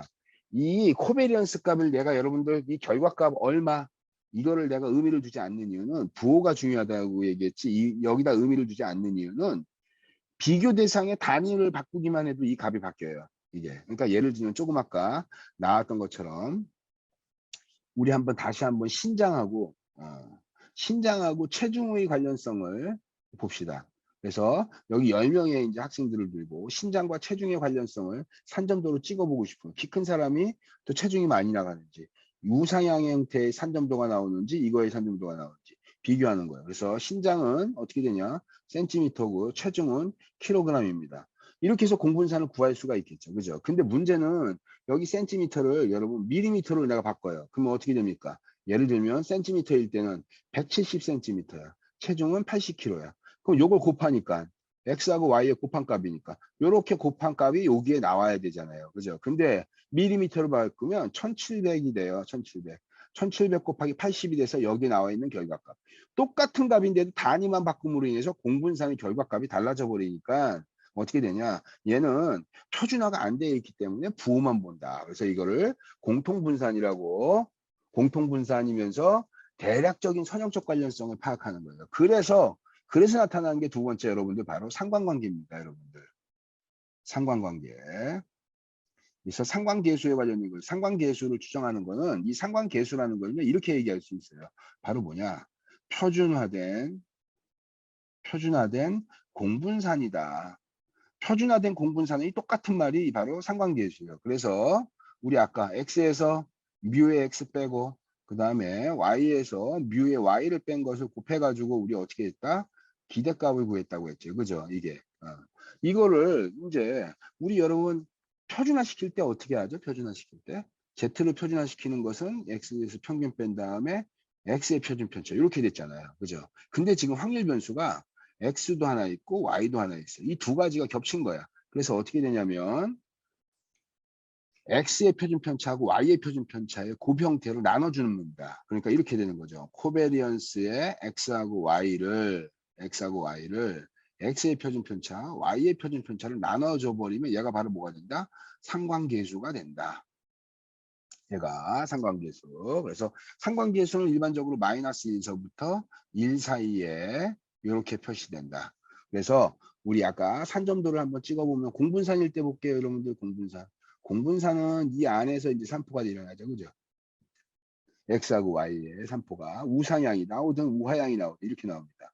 얘를 어떻게 되냐? 표준화시키면요. 어떻게 되냐면 원점을 중심으로 정규성을 나타낸다고 하니까 이렇게 정규 분포 가운데 평균이 0이고 분산 표준 편차가 1인 형태의 분포 이게 정규화 시키는 거죠. 그죠? 요거 정규시키면 가운데 0을 중심으로 어떻게 되냐? 아까 마이너스 1하고 1이라 그랬잖아요. 그래서 어떻게 되냐면 여기가 1, 여기 마이너스 1, 여기 마이너스 1, 1. 그래서 요 사각형 박스 안에다가 어떻게 되냐? 산포가 여기에 있던 게 원점으로 이동하면서 산포가 이렇게 나오죠. 산포가 이렇게. 산포가 이렇게 나옵니다. 이게 그래서 이 상관계수는 어떻게 되냐? x하고 y에 관련된 선형성의 세기입니다. 세기. 선형성의 세기가 바로 뭐다? 가장 강력한 거가 1이란 얘기는 상관계수가 1이라는 것의 의미는요. 이렇게 됩니다. 여러분들. 여기 가운데 45도. 예, 45도를 지나는 선입니다. 그러면 어떻게 됩니까? x가 하나 증가했을 때 y도 하나 증가하는 형태. 그러면 x하고 y에 대한 선형적인 특성을 보면 1, 1일 때, 2, 2일 때, 3, 3일 때, 1, 1, 2, 3, 3, 4, 4, 5, 5. 1대1 대응선이요. 그러면은 이 직선에 대한 기울기는 어떻게 돼요? 델타 x하고 델타 y죠. x 증가량분의 y 증가량 해가지고 이걸 나누는 거예요. 그죠? x 증가량과 y 증가량의 기울기 값이죠. 이 값이 1 나오는 겁니다. 이게 바로 선형광정식의 이 상관계수 1이라는 것의 의미예요. 바꿔 얘기하면 이 1을 기준으로 해서 흩어지는 거죠. 산점도가. 여기다 수직을 그어서 산점도가 이 직선에서 옆으로 이렇게 럭비공처럼 이렇게 옆으로 이렇게 퍼질수록 상관계수 R은 어디에 가까워진다? 0에 가까워지는 거예요. 이게 선형성이 약해진다는 얘기죠. 0이 갖고 있어. 0이 되면 어떻게 돼요? 선형적 관련성이 없다라는 겁니다. 이게 지금 상관계수예요, 여러분들. 이게 그래서 이런 형태의 상관계수 지금 제가 굉장히 간단하게 얘기하는 겁니다. 두 번째 회귀계수를 우리 한번 봅시다. 회귀계수. 회귀계수를 이제 구하는 방법이 있는데 회귀계수는 이렇게 구해요. 아까 우리 산점도를 한번 볼게요, 여러분들. 산점도로 이렇게 산점도가 이렇게 나왔어요. 그죠? 그러면 회귀직선을 보면 회귀직선은 y는 직선이방 정식이니까 1차 함수예요. 알파 플러스 베타 x에 엡실론 5차 이렇게 나오죠. 이게 회귀직선입니다. 그죠? 이게 우리 중학교 때 배웠던 거. ax 플러스 b하고 똑같은 식이요. 그러니까 절편으로 이동해서 이렇게 그어지겠죠. 그죠? 이렇게. 이게 바로 뭐냐면 y는 알파 플러스 베타 x가 되는 겁니다. 그죠? 근데 이 직선이 어떤 형태가 되냐면 여러분들 아까 여기 세타를 45도 선으로 해서 이렇게 지나가요. 이렇게. 이렇게 지나갑니다. 얘가 45도일 때. 그래서 요걸 뭐라고 하냐면 여러분들 표준 편차선이라고 그래요. 표준 편차선. 1대1 표준 편차선. 즉 1대1 x하고 y가 1대1로 대응하는 표준 편차선. 이것이 회귀직선하고 만나는데 회귀직선하고 만나는 그 점이 바로 뭐가 된다? 이 산점도의 중심값이 됩니다. 중심값. 문제는 우리가 이제 여기서부터 우리가 이제 문제를 푸는 거예요. 요걸 이제 여러분들 확대하면 어떻게 될까요? 요걸 확대하면 이렇게 되겠죠. 확대했으니까 이걸 확대하면 요 점에서 교차하는 요 점에서 반드시 교차합니다. 이 두 직선은. 그래서 교차하는 점을 쭉 보면 회귀직선이 이렇게 올라가고 그 다음에 표준편차선이 이렇게 올라가는 거예요. 그죠? 얘가 표준편차선이고 그 다음에 얘가 회귀직선이 되겠죠. 그죠? 이게 그래서 우리는 이제부터 이렇게 해서 이렇게 기울기값을 구하는 겁니다. 표준편차선은 어때요, 여러분들? 얘 1대1일 때 1일 때 이렇게 나오는 겁니다. 그죠? 그러니까 기울기가 항상 1이 나오는 거예요. 그죠? 여기서 원래 이 표준편차선은 11, 2, 3, 3, 4, 4에서 45도로 올라가니까. 근데 우리는 요만큼의 높이를 알아야 돼요. 그죠? 요걸 아는 방법은 바로 뭐냐면 이 회기직선에서 흩어져 있는 이 산점도에 이 흩어져 있는 폭을 여기다가 곱해주면요. 상관계수 폭을 곱해주면 바로 회기계수의 이 높이를 구해서 베타를 구할 수가 있어요. 이게 즉 바꿔 얘기하면 요하고 요만큼은 1대1 대응선이에요. 1대1 대응선. 근데 회기직선은 어떻게 되냐? 회기직선을 중심으로 관통하는 회기직선을 중심으로 어떻게 되냐면 삼포가 이렇게 흩어져 있잖아요. 이렇게 흩어져 있어요. 그래서 이 삼포의 평균선을 중심으로 해서 흩어져 있는 이것이 바로 뭐가 되냐면 여기에 이 흩어짐의 수준이 됩니다. 이게. 그래서 표준편차 여기에다가 어떻게 되냐? 흩어져 있는 이 비율을 곱하게 되면 뭐가 되냐면 바로 베타 계수가 나오게 됩니다. 이게. 그래서 이걸 갖고 이제 우리는 어떻게 구하냐? 바로 회기식을 구할 수 있죠. 그래서 회기직선에서 이제 베타 구했으니까 알파 구해야 되죠. y는 알파 플러스 베타 x는 여러분들 이거는 모회기직선, 모집단의 회기직선이라고 한다면 여기서 추출한 표본 회기직선은 다 뭐다? 여러분 여기 산점도로 이렇게 나와 있던 이거 있죠? 이거는 어떤 겁니까? 정규 분포로 그림을 그리면 이렇게 평균입니다. 평균선. 평균선 다 평균을 연결된 선이에요. 이게 평균선으로. 그래서 가운데 이거는 평균의 중심값을 연결한 선이에요. 이게 즉 이 값을 중심으로 흩어진 게 이렇게 삼포가 옆으로 흩어져 있겠죠. 이렇게 양옆으로 이렇게 이 회기직선에서. 그래서 이거는 이 표본 회기직선은 y는 어떻게 되냐? 알파 플러스 베타 x가 모회기직선일 때 얘는 평균선으로 추정돼 가지고 y 햇은 어떻게 되냐? 알파 플러스 베타 x 햇. 그래서 우리가 알파를 지금 베타 조그맣게 구했으니까 알파를 구하는 방법은 베타 햇에서 아니야 y 햇에서 즉 y 햇 요게 이제 y 햇이라는 게 이 평균 얘기하는 거죠, 여러분. y의 평균에서 베타 곱하기 어떻게 되냐? x의 평균으로 빼주면 얘가 알파가 나오는 거죠, 그죠? 이게 바로 뭐냐? 회기직선에서 절편 알파를 구하는 방법입니다. 지금 여러분들한테 지금 제가 빨리 설명했는데 우리 이걸 갖고 한번 회기직선을 추정하는 방법을 여러분들한테 한번 보여드리겠습니다. 제가 지금 여러분들한테 다음과 같이 이렇게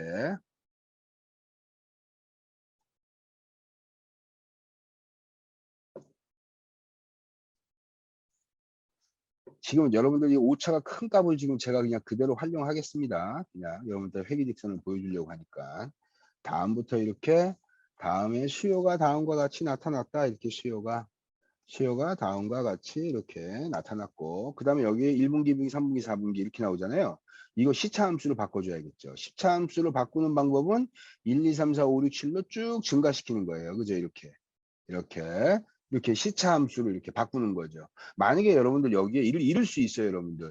예를 들면 내가 2020, 뭐 예를 들면 뭐 2002년이다. 2003년, 2004년 이렇게 해가지고 해가 다음과 같이 이렇게 쭉 이렇게 나와 있잖아요. 그럼 이거 평균 구할 때 X축이잖아요. 이걸 그대로 평균 구하면 안 돼요. 그죠? 뭐로 바꿔야 되냐? 이거를 1, 2, 3, 4로 바꿔야 됩니다. 그죠? 예. 월, 화, 수, 목, 금, 토, 일 이렇게 나와 있는 것도 어떻게 돼요? 월요일이 1일로 해가지고 바꿔줘야 돼요. 월요일이 계산이 안 되잖아. 문자인데. 2022년 이거는 굉장히 큰 값 갖고 평균하니까 이 평균값이 굉장히 커지겠죠. 그래서 이걸 갖고 제가 시차 함수를 바꿨습니다. 얘가 x가 되겠죠. 얘가 x가 되고 수요가 얘가 이제 y가 되겠죠. 수요가. 그럼 이제 우리가 곱한 거 x, y 이렇게 해서 우리 먼저 뭐 구하냐? 공분산을 제가 여러분들한테 한번 공분산을 구하려고 합니다.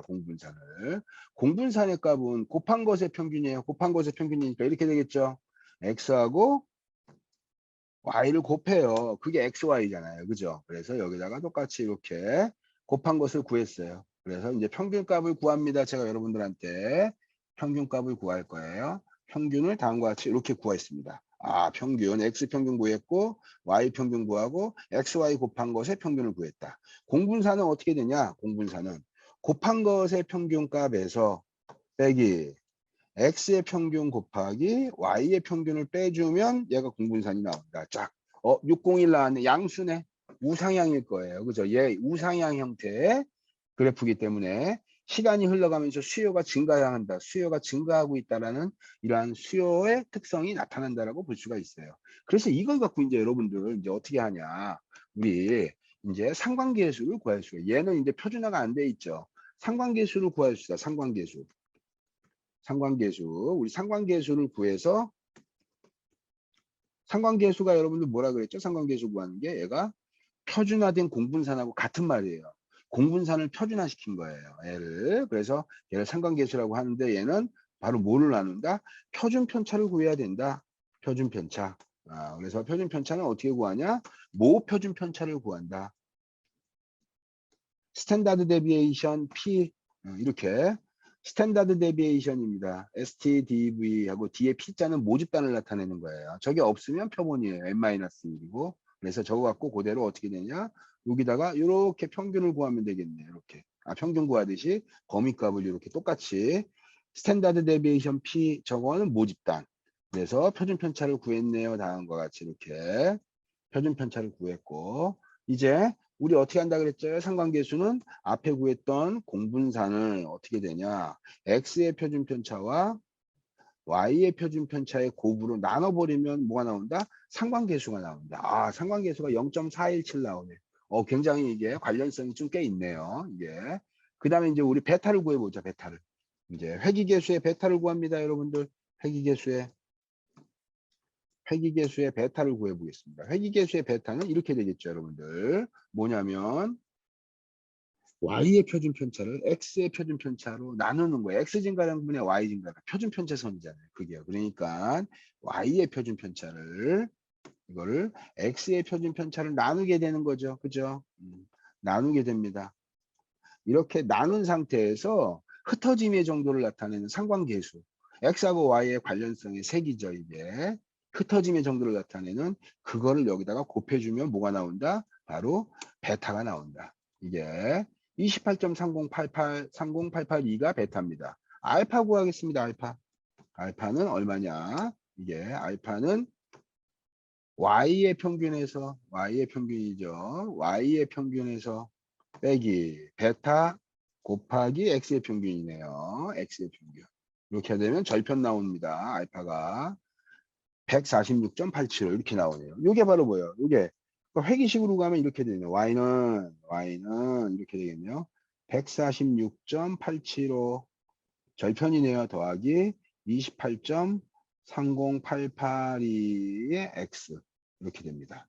이게 맞는지 여러분들 한번 우리가 보도록 하겠습니다.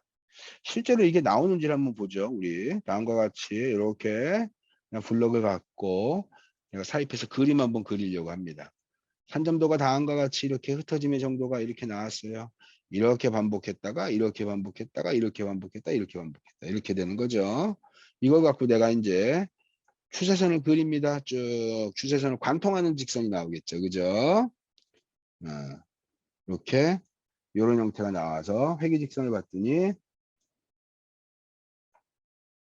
여기 나오는 것처럼 회기선이 다음과 같이 이렇게 나오죠. 28.309, 146.88 여기 28.3088이 146.875 똑같습니다. 자릿수만 바꾸면 이걸 갖고 이제 그대로 적용을 하는 거예요.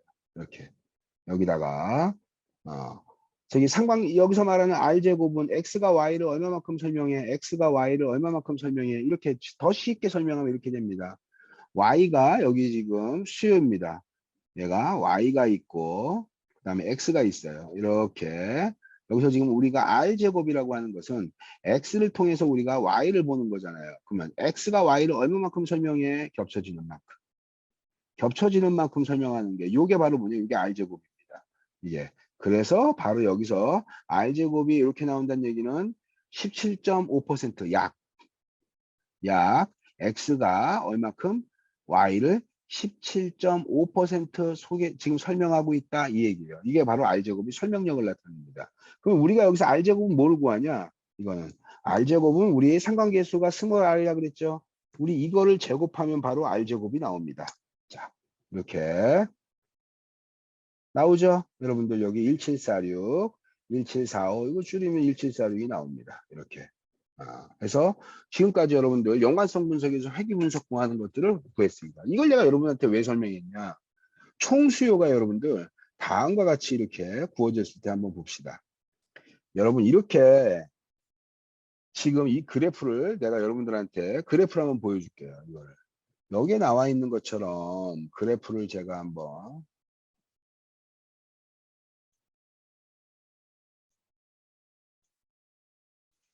여러분 보세요. 이게 바로 뭐냐면 반복되는 이 특성이 이렇게 나타나는데 추정선이 이렇게 나고 있는 추정선입니다. 얘가 지금 회귀분석의 추정선이.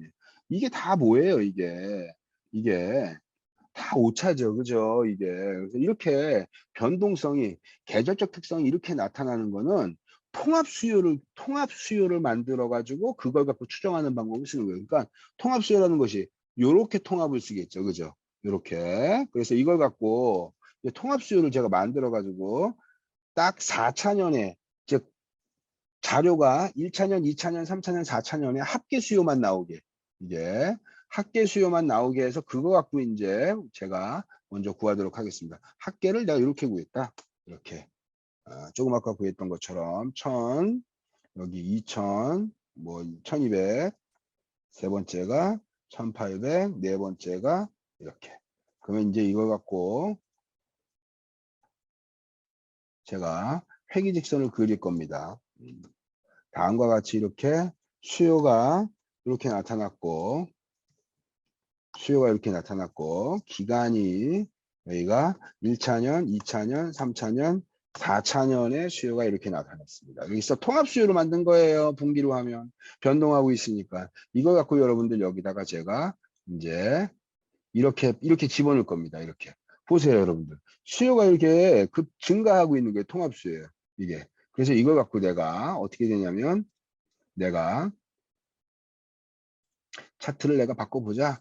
이렇게 3포가 이렇게 나와져 있는 상태예요. 이게 그래서 5차년의 수요를 내가 만들려고 내가 이걸 어떻게 되냐 회기식을 내가 여기다가 추세선을 그어서 회기식을 여기다 그려버리면 여러분들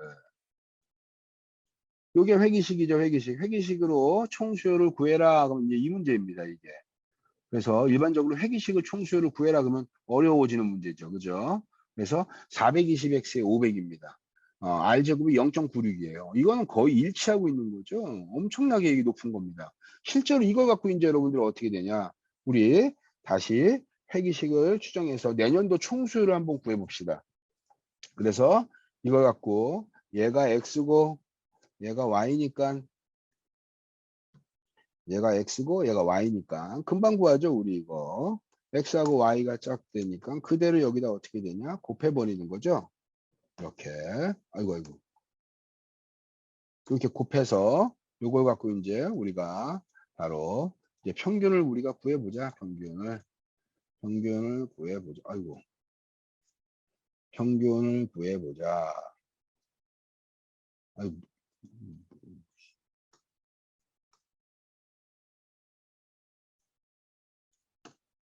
평균이 이렇게 나오겠죠. 평균이 다음과 같이 평균이 이렇게 나올 겁니다. 그죠? 근데 XY도 이제 평균 구해야겠죠. 이렇게.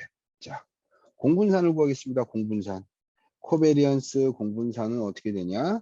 곱한 것의 평균에서 빼기 X의 평균 곱하기 Y의 평균을 통해서 내가 이거 구할 수가 있다. 자, 공분산 525. 상관계수 구하자. 상관계수. 상관계수. 상관계수 구해보자. 아이고. 상관계수를 구해보자. 일단 표준 편차를 좀 구해야 되니까 STDV P. 자,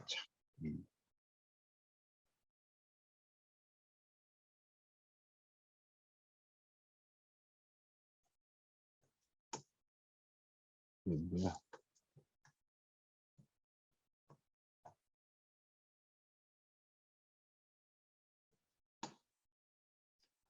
이렇게 됐고, 이게 X하고 Y죠. 그래서 이거 갖고 이제 그대로 이제 어떻게 되냐? 공분산을 표준화 시킨 게 상관계수죠. X의 표준 편차와 그 다음에 Y의 표준 편차를 곱해서 나눠버립니다. 자, 그래서 봤더니 0.984. 이게 상관계수가 베타 구하겠습니다. 베타. 베타는 어떤 형태를 구하냐면 이렇게 구하는 거죠. Y의 표준 편차를 X의 표준 편차로 나눠줘 버려. 그 다음에 여기다가 바로 뭘 구합니까? 여기다가 상관계수를 흩어지는 정도를 여기다가 구하면 420X. 알파 구할 거야, 알파? 알파는 어떻게 구하냐? 절편이죠. Y 넘기면 이렇게 식을 Y는 알파 플러스 베타를 넘겨버린 거죠. 그리고 표본의 직선은 평균선이기 때문에 Y의 이 평균에서 베타 곱하기 x의 평균 이렇게 그거 빼주면 절편입니다. 500 나왔네요. 420x에 500. 그러면 내년도 총수요는 얼마일까? 여기다가 5를 집어넣으면 되겠죠? 5를. 그러니까 5를 집어넣으면 내년도 4차년까지니까 5를 집어넣으면 x에다 5를 집어넣은 거예요. 그럼 내년도 총수요는 얼마냐? 420 곱하기 5에 요거 더하기 절편이 500 이렇게. 그럼 2600이에요. 2600이 내년도의 총수요다. 그럼 이걸 갖고 우리 아까 들어가서 얘 나누기 분기 4로 하면 이렇게 나오겠네요. 650. 그래서 여기다가 어떻게 되냐. 우리 아까 구했던 그 식에다가 650을 대입하면요. 바로 우리가 이제 문제를 풀 수가 있겠죠. 여기서 어떻게 되냐. 여기다가 650 이렇게 650 집어넣어 가지고 이렇게 집어넣으면 다음과 같이 이렇게 나옵니다. 그래서 요거에 합산된 게 여러분들 뭐가 되겠어요? 합산된 게 2600. 아까 우리 회계식에다 넣었던 그 식하고 똑같죠, 값이. 여기다가 2600하고 똑같이 일치되는 거죠. 이런 형태로. 회계식이 주어지지, 그러니까 총수요가 주어지지 않은 문제인데, 하나는 여러분들 평균으로 지수평가를 통해서 평균으로 계절성을 삭제한 다음에 문제 푸는 방법이 하나 있고, 그 다음 두 번째는 여기 나와 있는 것처럼 총수요를 임의로 그냥 확정을 줘서 추정치를 평균으로 이제 적용하는 방법이 있고, 좀 더 구체적인 방법은 세 번째 회계직선을 통해서 총수요를 구한 다음에 그 총수요를 갖고 이제 어떻게 되냐? 그 총수요를 이제 계절지수로 평균 계절지수에다가 이제 반영을 해서 그래서 전체 총수요를 구하는 분기별 수요를 이제 하나씩 구해서 총수요를 추정하는 그러한 방법을 이제 우리가 배웠습니다. 그래서 여기 나온 것처럼 어떻게 되냐? 승법 계절 모델을 해서 계절성이 특성이 나타나는 그러한 형태가 이제 나타나겠죠. 여러분들 이게 한번 보겠습니다. 여기 다음 예제를 또 한번 볼게요. 쭉. 지금 여기에 여러분들 다음과 같이 이렇게 수요가 나타났다. 다음과 같이 2012, 13, 14 이거 연습 문제 있는 거예요, 여러분들 이거. 우리 책에 의외로 수의 측의 문제가 너무 단편적인 것만 나와 있어가지고 여기 나와 있는 것들을 한 문제가 나와 있는데 그거 갖고 내가 여러분들한테 좀 보여주도록 하겠습니다. 그래서 분기 수요가 1, 2, 3, 4분기가 있고 3년이 있다. 2015년 내년도 15년에 1, 2, 3, 4분기 추정해라. 초기 예측치 그러니까 계절성을 제거하고 초기 예측치가 0.2고 알파가 0.2고 초기 예측치가 130인 형태의 지수평화를 써서 그 값을 통해서 우리 이제 평균값을 추정을 해라 이 얘기입니다. 우리 교재에서 나왔던 방법을 그대로 쓰면 이렇게 먼저 한번 해보겠습니다. 여러분들 교재에 나왔던 방법으로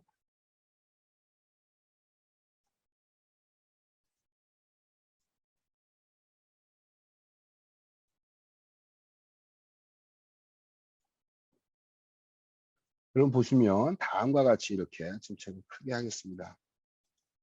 다음과 같이 얘가 바로 뭐냐면 이게 2012년이었고 2013년이고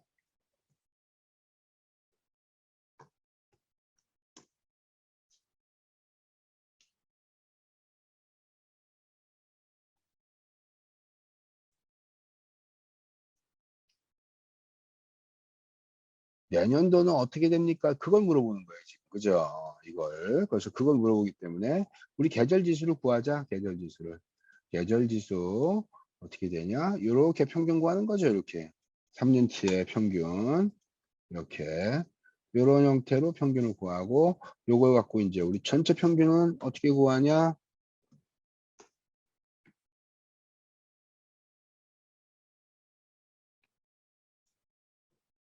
이렇게 되겠죠.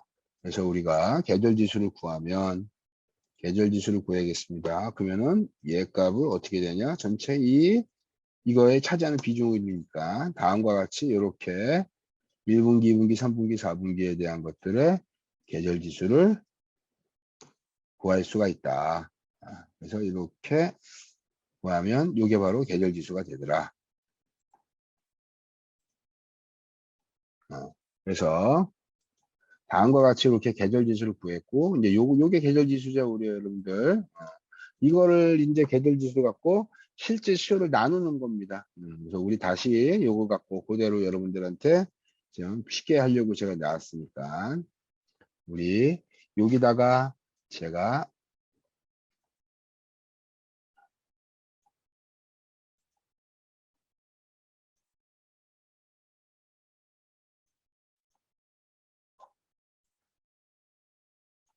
이게 계절 지수죠, 그죠?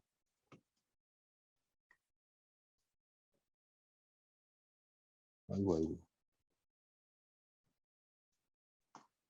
이게 계절 지수고 이제 계절 지수를 구했으니까 수요를 계절 지수로 이제 나누면서 계절성을 제거하는 거예요. 계절성을 삭제하는 거죠, 이제.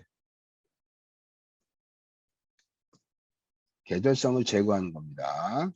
그래서 계절성을 제거하는 방법은 어떻게 되냐? 각각의 수요를 어떻게 돼? 여기 있는 계절성으로 나눠버리는 거죠, 이게. 음, 그래서 다음과 같이 이렇게 수요가 나타나더라. 근데 이제 이렇게 수요가 뽑아내는데 계절성을 이제 제거한 다음에 우리가 뭐라 그랬냐면 알파가 0.2 초기 130으로 이제 예측하라 그랬어요. 그럼 초기 예측값 130. 그 다음에 여기다가 알파 0.2 이렇게 되는 겁니다. 여러분들. 이렇게. 초기에 계절성 제거한 거 214.8이고 0.2에다 130이니까 요 예측치를 갖고 이제 그대로 이제 적용하는 거예요. 두 번째 예측치는 볼게요. 0.2 곱하기 실제값이 요거죠. 실제값 요거. 그 다음에 더하기 1 마이너스 알파 1 마이너스 알파에 곱하기 앞뒤의 예측값 이렇게 되는 겁니다. 그죠? 이렇게 해서 했더니 이렇게 나왔고 요걸 통해서 쭉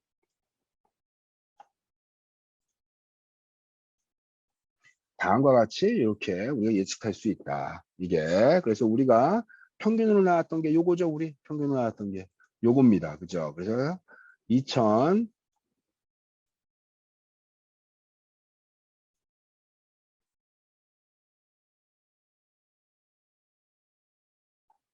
다음과 같이 계절 지수가 있고 여기다가 이제 무엇을 갖다 내냐면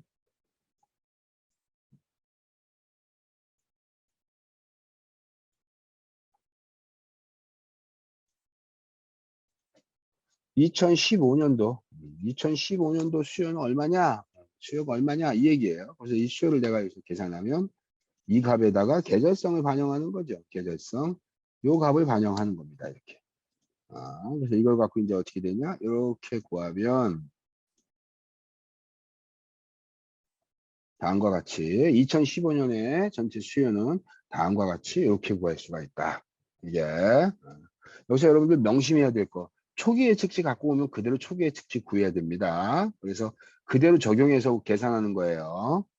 그래서 다음과 같이 이런 형태로 요게 우리가 구해졌다. 요것이 이제 바로 뭐다? 이게 이제 2015년에 1분기, 2분기, 3분기, 4분기에 대한 수요값이다. 그러면 됐죠, 이제. 이걸 갖고 이제 우리 다시 내년도 총 수요가, 어느 정도 될까요? 700, 800, 900. 한 1400, 1300 정도 된다고 합시다. 내년도 총 수요가. 이걸 갖고 이 문제에서 이제 내년도의 내년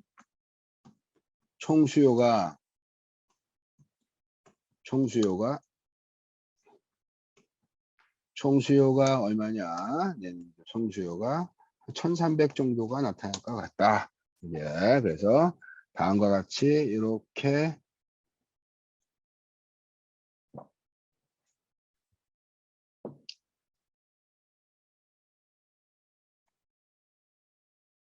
계절지수 구한 것까지는 똑같으니까 여러분들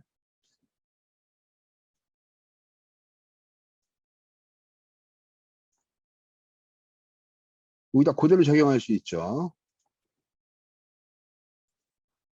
2015년 1, 2, 3, 4고 내년도 총수요가 있으니까 분기별 평균 수요를 구해야겠죠. 나누기 4를 하면 분기별 이렇게 나옵니다. 그래서 이걸 갖고 어떻게 되냐?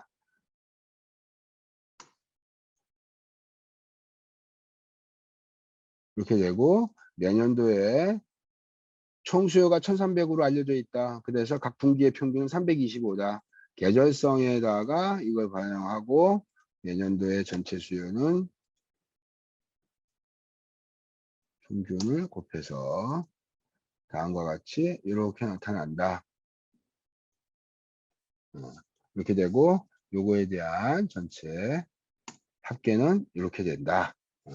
그래서 요걸 갖고 이제 여러분들이 다시 이 값을 구할 수가 있습니다. 그래서 여기 나온 것처럼 여러분들 1300이라는 게 딱 맞죠? 이렇게. 그래서 이런 형태로 이제 우리가 총수요가 주어져 있는 문제를 이렇게 바로 구할 수가 있다. 총수요가 주어지면 여러분들 계절성을 제거한다는 얘기는 평균값을 구하려고 하는 거예요. 근데 여기 총수요가 주어져 있으니까 평균값을 구해서 바로 적용할 수 있는 거죠.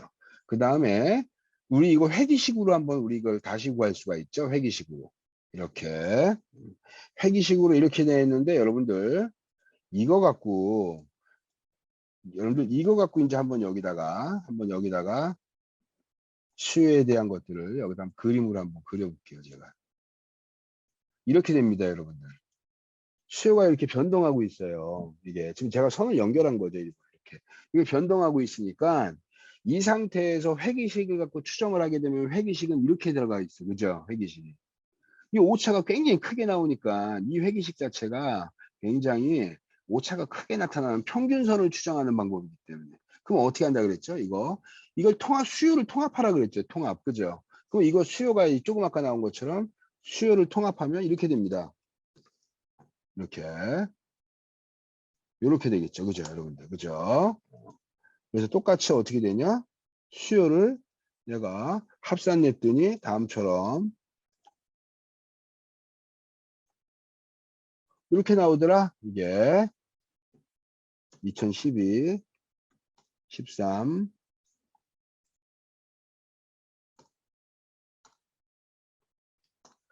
다음과 같이 이렇게 나오더라. 이걸 갖고 이제 내가 어떻게 되냐? 이게 연도가 되고 이게 그다음에 이게 수요가 나오겠죠. 그래서 이걸 갖고 이제 수요 갖고 이제 아까 산점도를 다시 한번 그려볼까요? 여기다가 산점도를 이렇게 그리면 이렇게 나옵니다. 여기다가 우리 추정선율 회계직선 추정하면 어떻게 됩니까? 바로 이렇게 나오죠. 그죠? 너무 쉽죠? 이렇게. 이렇게 되면 오차가 작게 된단 말이에요. 그죠?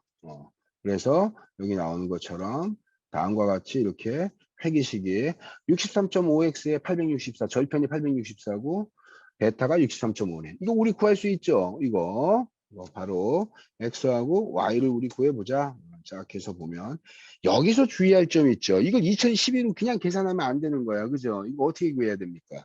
이게 이걸 이제 어떻게 구해야 되냐면 바로 우리 수요함수로 바꿔야 되겠죠. 그죠? 시계함수로 1분기, 1차년, 2차년, 3차년 이렇게 돼. 우리는 4차년을 알고 싶은 거잖아요. 그죠? 이게 그래서 이걸 갖고 이제 여기다가 그대로 집어넣겠죠. 이렇게 해서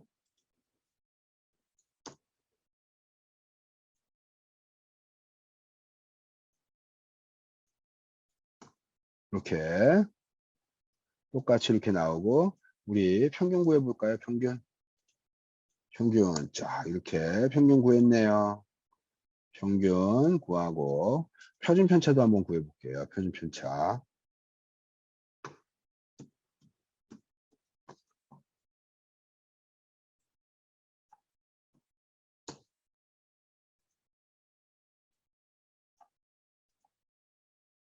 공분산 구해 보겠습니다. 공분산.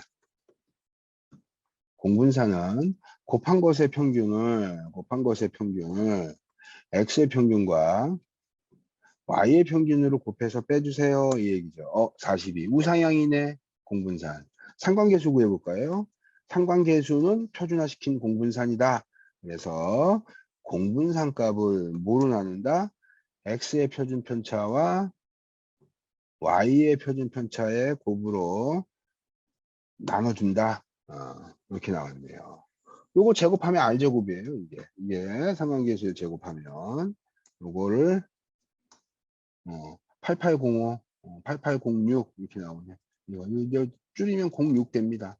이렇게 베타 구하겠습니다. 베타.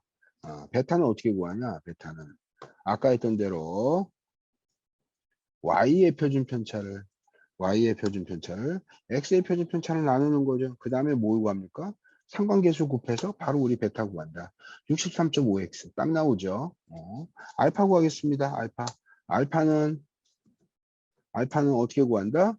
얘는 평균선이잖아요. 그죠? 그래서 얘는 y의 평균에서 베타 곱하기 x의 평균을 빼준다.